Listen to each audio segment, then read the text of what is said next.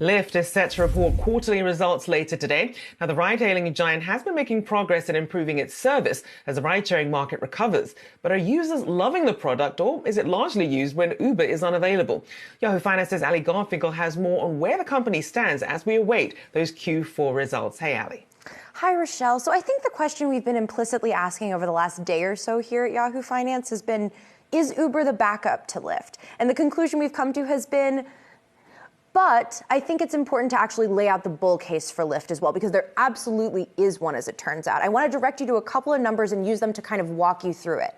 So the first is, driver shortage was really hard on Lyft, but some numbers suggest that they're riding this rideshare recovery wave too, just as Uber is. For instance, some numbers to throw at you here. Active drivers at Lyft are up 40% year over year. New driver activations are up 70% year over year. And rider ETAs are 30% better year over year. So that looks pretty good. Simultaneously, they've also been diversifying geographically through an acquisition in bike share in particular. Last year, they acquired a company called PBSC Solutions, and PBSC Urban Solutions, forgive me. And what they do is they create bike share equipment, bike share tech, and not only does it give them a little bit more geography than they had previously, but it also kind of gives them an edge in bike share that can create a new market for them a little bit.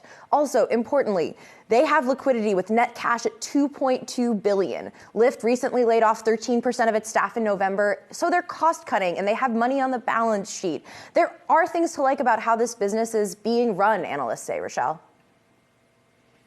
It's certainly sometimes not front of mind for consumers when they're picking. And obviously, Uber has a lot more offerings than Lyft does. But looking forward to seeing what happens with Lyft and how they plan to grow the business from here. Allie Garfinkle, thanks so much.